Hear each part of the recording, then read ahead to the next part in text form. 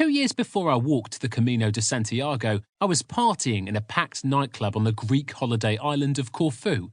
I hadn't even heard of the Camino, but was about to unwittingly trigger a series of extraordinary coincidences that would guide me down the fabled pilgrim path and change my life. The first of those coincidences occurred when I bought a drink in the club, and the barman handed me a €20 note in my change. Scribbled on that €20 bill was an email address. Tightening the note between my fingers, I held it up to the light and tried to focus as a drunk guy holding beer bottles in both hands barged past. Natalex_666 at whatever it was .com. Why would anyone write their email address on a banknote? Was it someone in the club wanting to chat me up?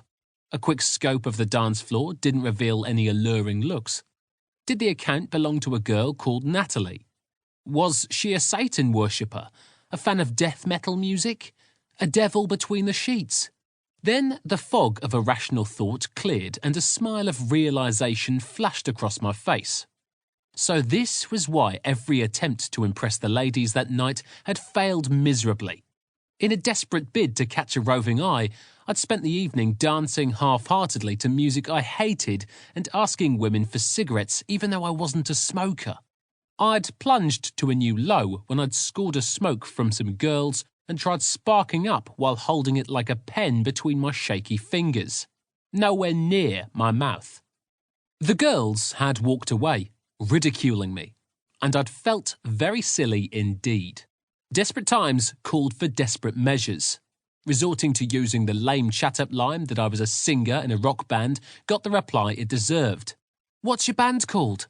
"Crap Street Boys," mocked a girl with holiday braids in her hair as she looked me up and down in contempt. If anyone was on form that night, it certainly wasn't me.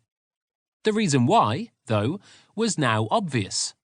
Clearly, the deities of destiny were guiding me to something and someone much more exciting.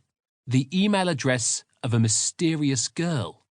Bolting through the doors of the club and out into the humid Greek summer night, I made for the nearest 24-hour internet cafe.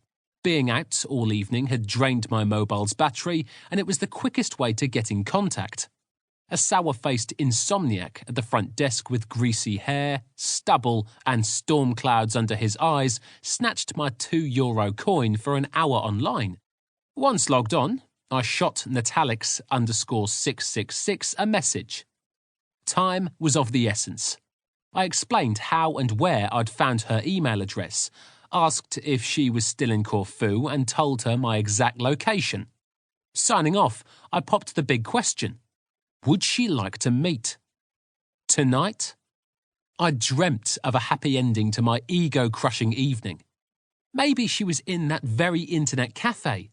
My email would pop up on her screen, she'd leap from her seat, come running into my arms, and we'd skip hand in hand back to the club and fall in love doing the Macarena, the conga, or even agadoo. I sprang out of my chair, bought a Coke from a vending machine and returned to the computer. Great news! The message hadn't bounced back. The email address was real, and surely a reply was just minutes away. I stared at the screen, my fists clenched in hope. I tapped my fingers on the table. I sifted through my junk mail in case her reply had got lost somewhere among the offers of Viagra, Thai brides, and surgery to enhance my lance. I searched for her email address on the web, hoping for a lead to a phone number or social media profile, but uncovered nothing. I worried that the police might burst in and arrest me for stalking. Greek law enforcement, not Sting and his bandmates. I got bored and disheartened. My glass drained to half empty.